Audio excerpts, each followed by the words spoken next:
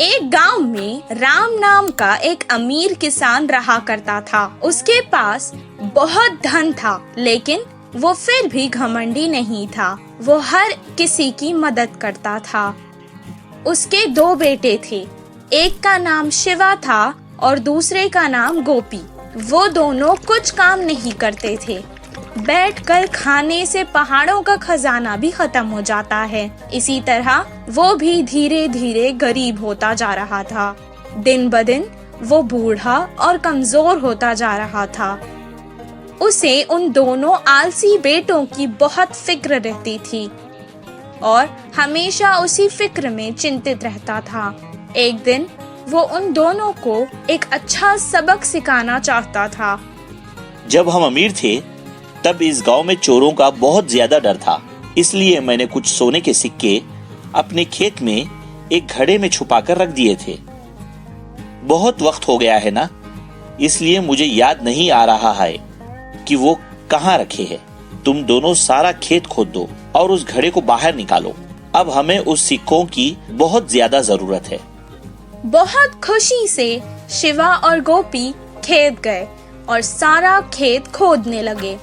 कुछ देर बाद गोपी ने कहा, अभी तक हमने बहुत खोद दिया है, फिर भी हमें वो सोने के सिक्कों से भरा हुआ घड़ा नहीं मिला। शिवा ने जवाब दिया, जिधर खोदना बाकी है उधर ही होगा शायद। बिना ज्यादा समय गवाए जल्दी करते हैं।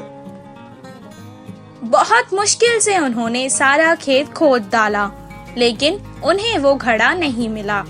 वो वापस घर आकर अपने पिता को सब कुछ सुनाने लगी। मुझे लगता है कि घड़ा शायद चोरी हो गया है। अब जाने दो, तुम ही बताओ। एक काम करते हैं, तुम दोनों ने इतनी मेहनत से सारा खेत खोदा है ना, तो क्यों ना उसमें कुछ बीज डालकर फसल उगाई जाए। दिया था, इसीलिए उन्हें अब ज्यादा मेहनत नहीं करनी पड़ेगी सोचकर वो मान गए और बाजार जाकर बीज ले आए और उसे खेत में डाल दिया। कुछ दिन बाद बहुत अच्छी बारिश हुई, फसल भी बहुत अच्छी होने लगी।